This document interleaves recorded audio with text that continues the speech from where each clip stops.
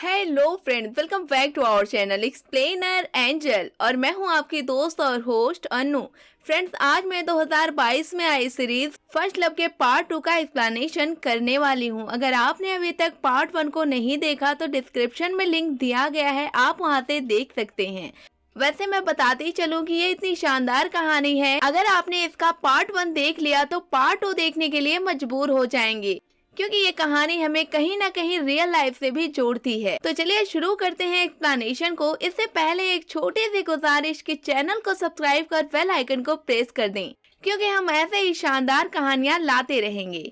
कहानी शुरू होती है, हम देखते हैं मानिके सुजुरु की माँ एली को देखकर पहचान जाता है, लेकिन एली मानिके को पहचान नहीं पाती क्योंकि उसकी याददाश्त जा चुकी थी। खैर, सुजुरु इंट्रोड्यूस कराता है, अब दोनों बाय बोलकर चले जाते हैं। अब हम मानिके को देखते हैं जो अपने घर आता है, जहां वो अपने पेट्स बर्ड्स को देखते हुए कहानी पास में लेकर जाता है और हमें दिखाया जाता है कि इंटर के बाद मानिके अपने आर्मी की ट्रेनिंग में लग जाता है और एली अपने नए कोर्स की ट्रेनिंग में लग जाती है। लेकिन इन सब के बीच में भी इन लोगों का लव चल रहा था। तभी कहानी प्रेजेंट में आती है, जहां सुजुरु मानिके से मिलता है और वो बहुत हैप्पी होकर उसे बताता है कि उसका रैक उजू को बहुत पसंद आया। इस बात को सुनकर मानिके उससे कहता है कि इसी को फर्स्ट लव कहते हैं। तभी मानिके को अपना फर्स्ट लव याद आता है। कहानी फिर से पास्ट में जाती है, जहाँ आर्मी टीम के साथ मानिके होता है। तभी शाम होती है, वो एली को कॉल करता, लेकिन एली अब काफी आगे बढ़ चुकी थी। वो अपने फ्रेंड के कहने पर मिस तो में पार्टिसिपेट करती है और सबको पीछे करते हुए एली मिस तो बन जाती है। जिस खुशी में सारे फ्रेंड्स पार्टी कर रहे होते हैं, तभी मानिके एली को कॉल करता है,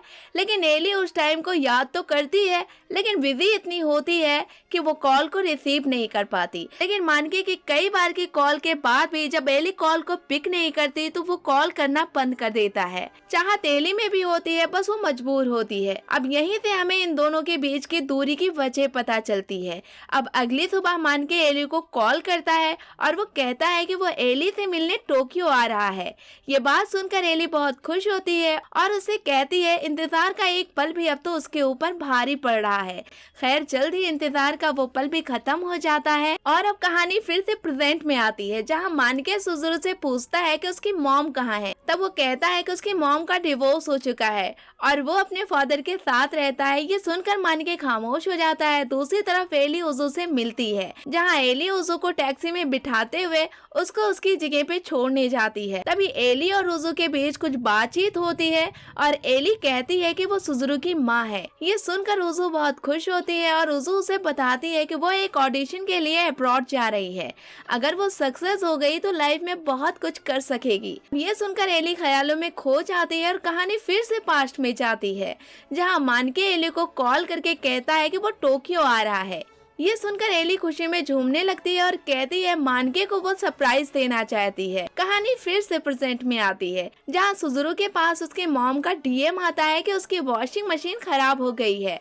ये बात जब मानिके को पता चलती है तब वो कहता है ये तो बहुत गलत हुआ। ये कहते हुए वो उसकी माँ के पास जाने लगता है। खैर, ये बातें सुजुरु को काफी हैरान कर रही थी कि ऐसा क्या है इन दोनों के बीच कि एली के एक मैसेज को सुनने के बाद वो भागते हुए एली के पास जा रहा है।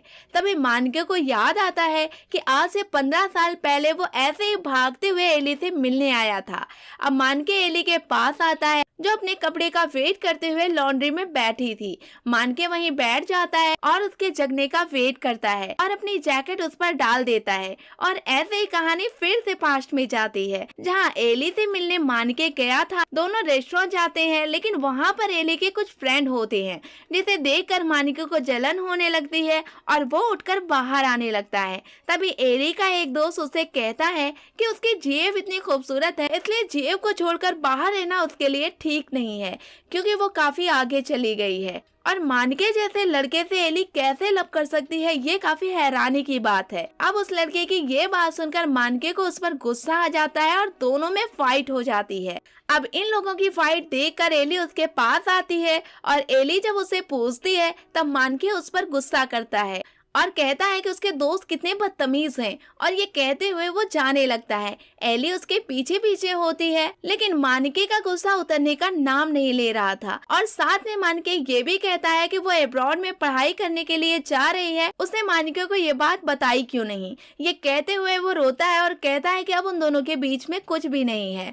फिर वो चला जाता है, लेकिन कुछ ही देर के बाद उसका गुस्सा खत्म हो जाता है। वो एली को कॉल करके सॉरी बोलना चाहता है, लेकिन उससे पहले ही एली छत से कूद जाती है और तभी कहानी प्रेजेंट में आती है, जहाँ एली सोकर उठ चुकी थी। अब उसके सामने मानिके तो था, लेकिन एली उसे पहचान नहीं पाती। बस वो इतना जानती है कि यह सुजुरू का फ्रेंड है। अब एली मानिके को अपने घर ले जाती है, जहाँ मानिके उसकी वॉशिंग मशीन को ठीक करता है और एली उसके लिए अच्छी डिशेस बनाती है। दोनों हंसते हुए बातें करते हैं। अब कहानी फिर से पास्ट में जाती है। एली के गिरते ही मानिके वहाँ पर पहुँच जाता है और उसे हॉस्पिटल लेकर जाता है, जहाँ एली की मॉम भी आ जाती है और इन सब की वजह वो मानिके को मानती हैं। अब एली को जब होश आता है तब पता चलता है कि एली की पिछली याददाश्त जा चुकी है, ना कि एली को अपने बचपन की सारी बातें याद थीं।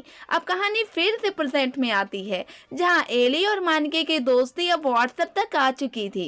वो जो भी खाती थी, जो भी करती थी, वो सारी बातें मानिके को शेयर करती थी। आज भी एली ने कुछ ऐसा ही किया। मानिके को चाउमीन की एक फोटो भेजा, जिसे देखकर मानिके को अपना पुराना लव टाइम याद आ गया। इस तरह एली की माँ ने एक्सीडेंट के बाद एली से उसे मिलने के लिए मना किया था कि मानिके किस तरह रो रो कर उसकी माँ से इल्तिजा करता रहा, लेकिन उसकी माँ ने उसकी एक नहीं सुनी। फिर भी मानिके हर हफ्ते एली के लिए एक लेटर लिखता था, जो कि एली की माँ रिसीव तो करती थी, लेकिन वो कभी एली से इसका जिक्र नहीं करती थी। इधर एली अपनी पुरानी बात याद करने की कोशिश कर रही थी, लेकिन वो अपनी फ्रेंड को भी भूल चुकी थी। तभी एली की फ्रेंड उससे मिलने आती है। एली उसे पहचान नहीं पाती, हालांकि उसकी फ्रेंड ने मानिके का नाम भी लिया था, फिर भी उसे कुछ याद नहीं आया। एली अपने स्कूल टाइम के एल्बम को देखती है, मानिके सामने होता है, फिर भी वो पहचान नहीं पाती। अब वो डॉक्टर के पास जाती है। डॉक्टर उसका इलाज करता है और कहता है कि जल्दी उसकी यादें वापस आ जाएंगी। तभी एली घर आती है। घर पर उसकी माँ मानिके का आया हुआ लेटर पढ़ रही थी, लेकिन एली को देखते ही वो छिपा लेती है।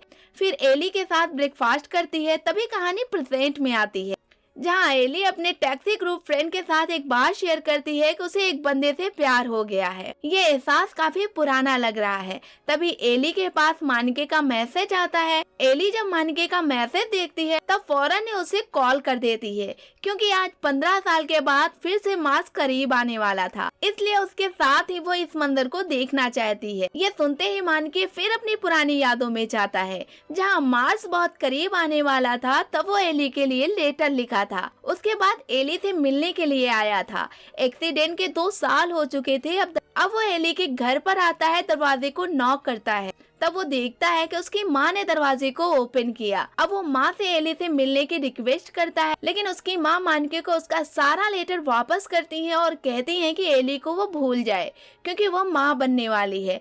चंद ही हफ्तों में उसकी शादी है। ये सुनते ही मानिके रोने लगता है और उससे कुछ कहता है कि उससे पहले वो दरवाजा बंद करके जाने लगती है। अब मानिके रोते हुए वहाँ से चला जाता है और सारे लेटर्स को जला देता है। अब कहानी फिर से प्रेजेंट में आती है, जहाँ एली और मानिके कॉल पर बात करते हुए सामने आ जाते हैं। दोनों एक दूसरे को देखकर काफी हंसते हैं। फिर रात में बैठकर दोनों साथ में स्टार लाइट को देखते हैं। तभी मानिके उससे उसकी माँ के बारे में पूछता है। वो बताती है कि वो ठीक है। फिर ये भी पूछती है कि उसने उसकी माँ के बारे में क्यों पूछा, जिस पर मानिके बात को दूसरी तरफ मोड़ देता है। अब इन लोग साथ में घूम रहे होते हैं। तभी मानिके एली की पसंद की कोल्ड ड्रिंक लाता है, जिसे देखकर एली हंसती है और सोच में पड़ जाती है कि उसकी फेवरेट कोल्ड ड्रिंक के बारे में उसे कैसे पता चला। अब इन लोग बात कर रहे होते हैं। तभी मानिके की गर्लफ्रेंड आ जाती है, जो इन लोगों की क्लासमेट होती है। वो एली को पहचान जाती है, लेकिन एली उसे पहचान नहीं पाती।